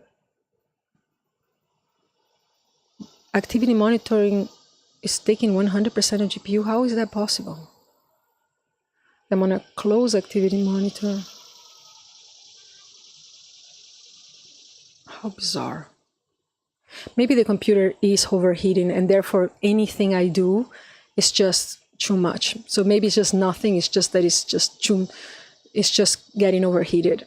Even though I'm running it over some cooler pad and then I have 2 fans on it, it might just be too long operating in the heat because, this is outside. So probably there's just that. Yeah. Wow. And then you're like watching a YouTube video and then boom, it just happens. That's cool. It's cool. And also kind of like sucks because then you don't know what brings it about. You don't know what is the video that's going to bring about. As it says, after a few years, someone who lives near me, I came close and did something and I did not sleep for 10, 15 days. Now I call him my guru. You probably live in India or somewhere where those things happen, right? Like, where do you live? Where are you from? Like, where are you in? I'm in United States. There's something and I did not sleep for 10, 15 days. I call him my guru. Yeah. India. Yeah. Where in India, by the way? India is wild, man. All the things that happen in India, the things that one sees, it's just you know what, karma, man, maybe or girl. I don't know. What are you, by the way? It's like I've been saying. I don't know what Delhi. Okay, yeah. So you, depending on where, there's a certain karma to being born in India, I think, because so much information is available there. So many things are available there. I really wish I had access, right? So, I don't know Hindi, don't speak Hindi. I'm sure there are a lot of things that are hidden. It's not hidden. Basically, they're just available, but they're just not translated. And I don't even mean in Sanskrit. I mean in Hindi. I mean, they have been translated in India. It's just to that public, right? To the Indian public, because that's where this is the biggest, right? This is where this is most widespread, and this is crazy. Yeah, Dali. Realize you don't know anything, you dropped into ocean. Oh, what do you mean you dropped into ocean? You mean this quite literally, like you attempted something bad or what exactly? And while I wait, I'm gonna still be like monitoring what is going on. So, activity monitor, quit activity monitor, then reset and see what happens here.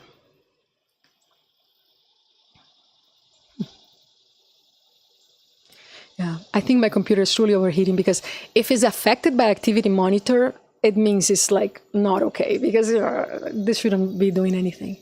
So realize okay, so I'm waiting for you. You said, realize you don't know anything and dropped into the ocean. I want to know what you mean by this. Like, you mean that you try to harm yourself? Oh, your oceanic feeling. Okay, that you dropped into the unity of all. Okay, yeah, like I think, oceanic feeling. I learned this thing recently only, that in psychology they will call the oceanic feeling. You mean probably like the feeling of oneness and the feeling of being a little drop in an ocean. Basically, that's what you mean, right? Yeah. And then you said that when they realize and that came just from like, just a jnana, like just all of a sudden you just knew. That's so cool. Yeah, you must have like a lot of karma for that, or, some very big tendency for this. What do you want to do? Like, what do you want to do with your life? Like, so this is special things to be happening to someone. What is it that is there anything you want to do with this or not? Or just, I'm cool, whatever. Or it's like, well, you're looking for something. Yeah, oneness is in all samadhis. Yes, but I think the oceanic, you mean the one that you feel like a drop in, like you feel like a small piece of like a big thing. That's how it's used, right? I think I only learned this recently. The word that is called, the oceanic feeling recently. They even, like in psychology, they use it too. I didn't know, the terminology. Most of the stuff I know from being taught by things, and then later I have to kind of find words for these things, which is fun to then discover that these things are known somewhere. But a lot of the things I just don't know the words. I don't know I want to see, like, I don't know. I want to see like my guru right now, or in other words, getting enlightened, if there is such a thing. So you think you want to go seriously after this?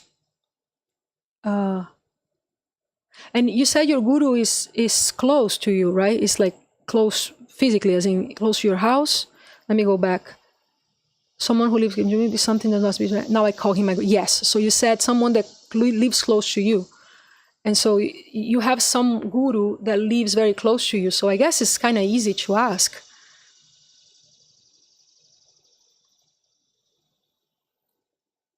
I want to see my guru right now, and then it says, "Yeah, why don't you ask?" I mean, so is this what you want? What I mean here is this. Of course, everybody wants samadhi, in the sense that if you have any notion of what that is, it is a desirable state. There is a difference between grasping and non-grasping. Every time I don't feel like grasping that, and every time it's happened, I have been offered something and I neither refuse nor accept it. So basically the idea being that there is I recognize the amazingness of this, I do not need it. And then it happened. So there is something strange there's something counterproductive on wanting samadhi. But there is such a thing as wanting the life of that pursuit, right? And that might be what your guru asks, right? So said, he's guiding me every moment. I don't know what to ask.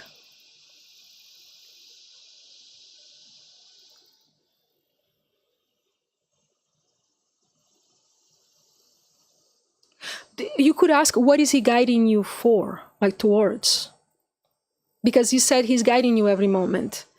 And then the question here is, what is the objective of what he's doing? Right? When he's giving you whatever guidance he's giving you, he's asking you to do certain things. And if he's asking you to do certain things, what for?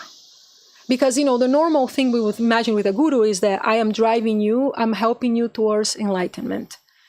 And this is what I ask you as for that.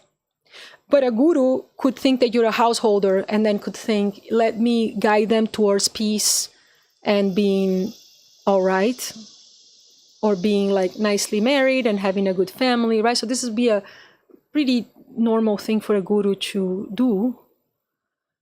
But in that case, then, what exactly is the guru? What is the objective of this guru?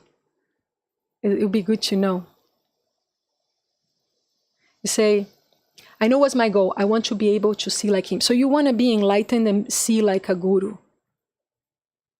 That's your goal. Does your guru know?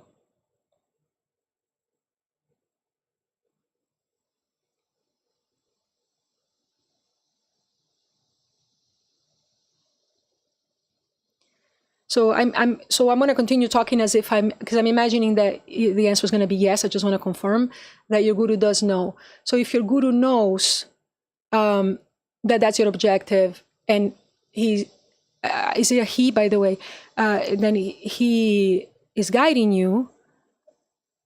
Then what's the problem? It seems to me that you do what he says.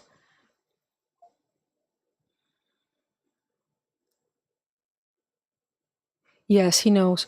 So is there any problem? Okay, let me return then to the question you asked at first, because then you are being guided to do things that feel wrong. Could you share or not? Is this something you're okay to share or not? How do you feel about this? So may I ask you, I mean, you said 250 meters, so this is a human, like, form guru, not a bodhisattva of any kind. Like, so this is a person you could reach to, like a person in this world, in like alive, I imagine. So I'm just saying these things and confirming, I'm imagining, yes, because if you say 250 meters, it makes complete sense. And then if he's guiding you, but he's guiding you to do something that you feel is wrong, if you're okay to share, I could have an idea of what are we talking about here, in terms of, are we talking about something that is dangerous or unpleasant or what, that's, yeah, India is pretty hardcore. So, you see the gurus, depending on their style, guiding towards something very, very strange things, right? The classic example being, my guru told me to just stand in one foot for like years in front of a temple or things like that. Now, I imagine that a good guru knows the student, right? The whole thing. Let me see what you're saying. So yes, at first when I had something to ask, he was not ever responding to my greeting. Now that he responds, I don't have anything to ask. Interesting. Yeah. So, yeah, but if you can answer the other things I was asking about, like, because I'm coming back now that I have a little bit of a better understanding to what was your first question, right? So the questions that had to do with whether what happens when you're being guided towards doing something that feels wrong. But if I ask something, it would be something I already know. I mean, words have limitations. Yes, words have limitations. Words have limitations, and yet knowing words is a very useful thing. The more you command concepts, the easier it is to access intuition. Because the problem with intuition is that you need to record something in a human brain. It needs to be recorded in human concepts. And a lot of intuition, there are ways to know before you ways to understand before you know. So you sometimes have understanding, which let's say was called jnana, that for you might be more clear as a word, for which you have no real, and we don't know exactly. So a classical thing is that somebody does a psychedelic trip and they come back and they say, I understood everything, but then I come back and I don't understand what I understood, right? So that's one of the classics. It's because in big part, those things you understood cannot be conceptualized. But if you can conceptualize, then, so if you're able to conceptualize something, then it can be recorded. And if it can be recorded, then it can be analyzed. And then depending on the way you are, it can make some things easier. So I am not somebody who is I see that actually happens a lot in the East, that you have a lot of negation of the concepts and the knowing and the studying and all this stuff. And I think that that's not really for everybody. I think that a lot of people do better in the path if they can record and can understand. And so I think that there is words have limitation, but working on that limitation matters. And I think it's true, and it's known in the East so much that they came up with language, right? So much that Sanskrit has language for a lot of things, which means words were important in some sense, right? But they do have limitations. So you don't want to understand anything. I want to see. Yeah. No, I mean, I get that question, that, what you're saying. You don't want to understand anything, you want to see. But, you might need to understand what they're doing towards your path, meaning, so if you're okay with whatever they're asking you, then that's fine. But you did ask me a question, and so I'm coming back to that, right? So that you asked me, about what happens when you, let's say, for example, a guru would ask you to do something that you feel is wrong. And so there is something that he feels is wrong. I don't know what type of guru that is, but my understanding of tantric gurus, for example, is that it is a very normal thing to argue. It is not, you're expected to obey, but you're not expected, you're expected to argue if you don't feel right. And then the guru would explain, or at least would tell you, no, it is not for you to know, do it anyway, which is an answer. Might or not satisfy you, but it is an answer. Whereas when you ask to do something and then you don't know neither why, nor if it is willfully, that is a willful thing that you don't know why, so that's, you might just want to ask that, if because you are being asked to do something you feel is wrong, right? So that's what you said. And so then in that case, one does wonder about the this. By the way, I mean, do you trust this guru completely? Do you trust him or her? Like, truly trust? I mean, I am sure you trust that this person is enlightened and is capable of giving you certain knowledge. But do you trust the person that this guru is? Because, it is possible to do harm even though you are enlightened. And there's plenty of examples of that. He says, I maybe feel bad or good to me, but I don't care because I don't know there. Therefore, I don't care what's his plan for me. Yeah, if you don't care and have complete trust, that's fine. I think when it gets to the border is when it could harm other people. Or harm you I think there is a limit of harm and no, there's things that are dangerous and then things that are harmful. Yeah, so there is no problem. I mean, all I'm seeing seems great. Things that feel bad are part for the norm. I think a person that's going on a spiritual path and not facing anything bad, either they just received spontaneous illumination, they were already somehow illuminated as they came, like they had nothing to work through. Because if you have things to work through, then it's normal to have to go through hard things. And I think that if you don't go through anything like that, then that's basically just spiritual bypassing, right? So it's basically just pretending to be spiritual, but you're not really doing the work.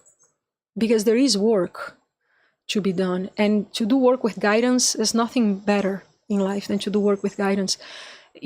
Most of us, we come to all of this doing work with the guidance of professionals, let's just say. And that's effective, but to a degree.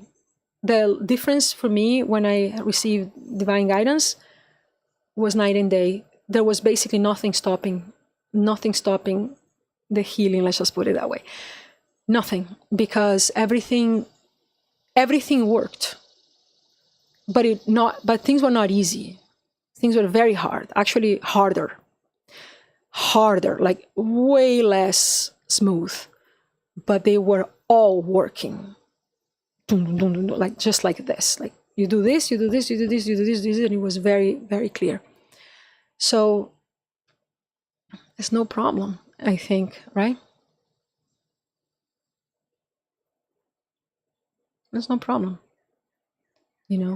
So yeah, you're doing it in India where it's possible to do it with the help of somebody who is alive, that this is starting to be able to be on your own. Sometimes this helps is not required.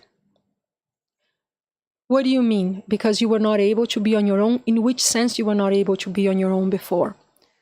So you're saying that you're now starting to be able to be on your own. Sometimes his help is not required. His help. Yes, you mean that you can do things. Yes, you can do things without his help. Yes, this is great. Less speeding. What do you mean less speeding? Yeah, no, but I get the whole, starting to be on your own. I never had a good, that's not my karma, right? Speaking the language of India is not my karma. So I was born in Latin America. It was my karma to know a lot of things of the traditions of Latin America, though, because, I was in contact, I am, in contact with a lot of the things that are there. And there are a lot of non-dual traditions or, some pretty interesting things in Latin America. But it was not, I don't have any relationship to India other than friends. And, some of my best friends are from India, but they are not very spiritual. Actually, quite the opposite. But yeah, some of my best friends are from there. But that's basically about my contact with India. So I don't, have any channel there. So when this happened to me, it happened completely out of nowhere. Not out of nowhere, from within practice, but it happened unprompted, right? So these things arrived.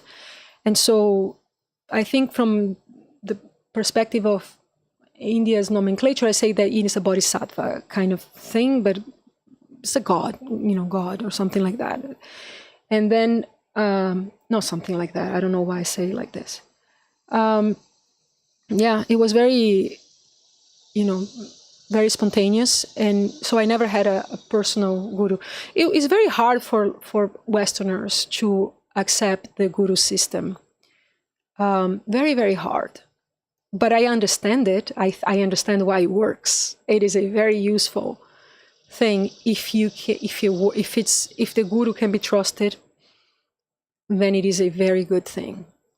That's the thing with the guru system. I see how it works. In a sense, I can say I have a guru. It's different. It's hard. Even here, my parents hate him. Oh, so it is a guru that.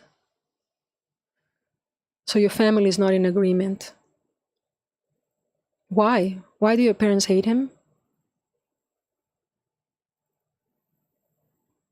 That's a thing, right? Why do your parents hate him? That's interesting.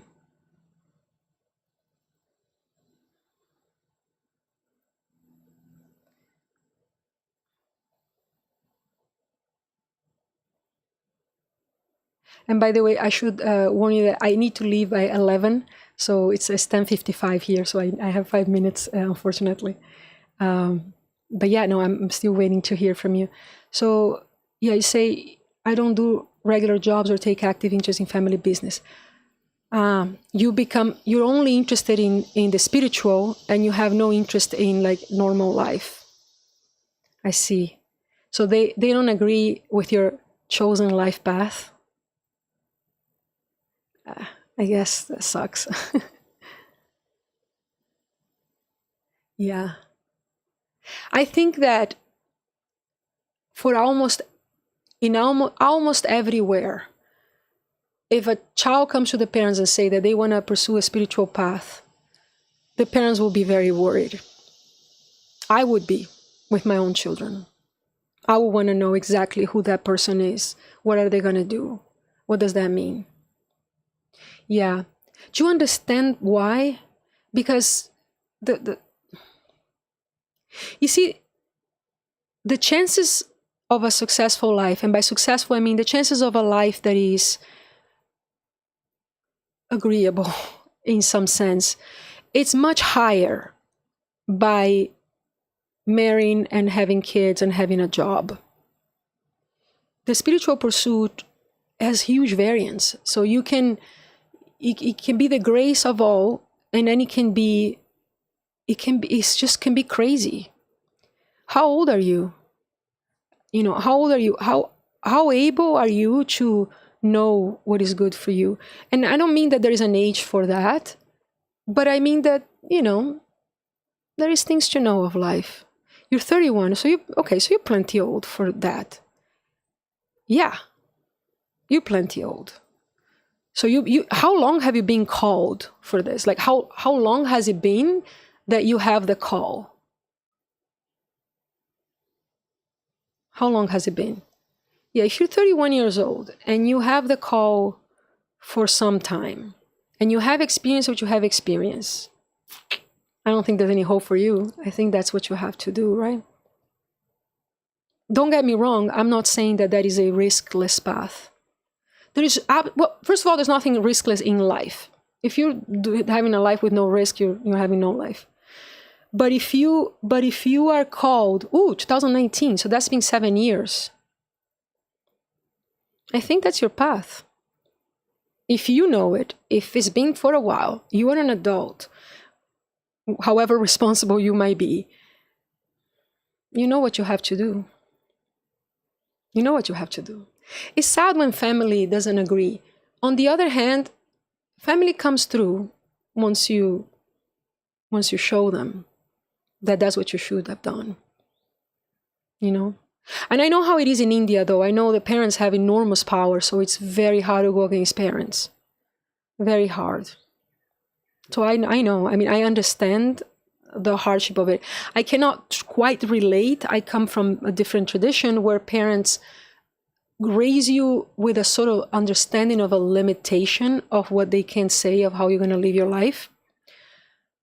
But in India, I understand why this is a problem, because a Westerner would look at somebody that's 31 years old and say, your parents want you to marry, you want to go on a spiritual life, you have a guidance, you know what to do, you know where to go, you're not going to be hungry, you know what to do, then just do it. You know, that's what a Westerner would say. But I understand how it is in India enough to know what that means, the weight of this. Yeah, I know the existence of something I don't yet see. Yes. And I have seen some of this. And yet I know there's more. There's not more because there's all in that. But there's more to be had because there is a difference between seeing and being, right? And then it's a funny thing because the search also makes you be. You know, one day I realized that my life doesn't have a lot of trouble anymore. You know, this was funny, you know, it's not that long ago. I'm looking at and talking to my husband and realizing, you know, I don't really have a lot of problems, you know, so some things fix themselves in a good way in this world as well, through the path. But there are differences, right? There are degrees to this in which somebody could be, I don't know that somebody could be constantly in samadhi because the actual state is not really compatible with normal existence. But a person could be so close, so like the jnana, the knowledge could be there all the time. And yes, I know that. I have this, okay? I get it. I get this. I so understand what you're saying, which is the deep meaning that there is something you need to know and that nothing on earth will satisfy but this. This is a thing I get it. I had everything. I still have everything. I didn't lose anything. It was very nice I was told that, meaning that my path is not of a renunciant and I am not meant to abandon or suffer in some senses. I have suffered plenty. But what I want to say is that nothing could satisfy, something was always missing. Something was wrong, until it wasn't. Something was wrong. And then I knew, oh, okay, I get it. I get what it is to a big degree. You know what I mean? So, you're a seeker. You're a seeker at heart. A person who's a seeker at heart, I don't think they can never have peace. So you said that your last samadhi was a little different. Your eyes were open and you were taking a bath, but then you were in samadhi. But why was it different? In which sense was it different? Because your eyes were open. Yeah, I mean, I've had eyes open, and I've never noticed that to be a different. Meaning, I've never classified it eyes open or closed.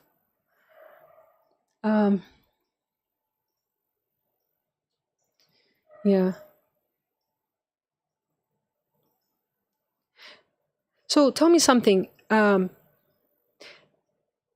So is your guru asking you to leave the family? Like, what is your guru? Can you tell me what is your guru asking you to do? Like, is there something you can share?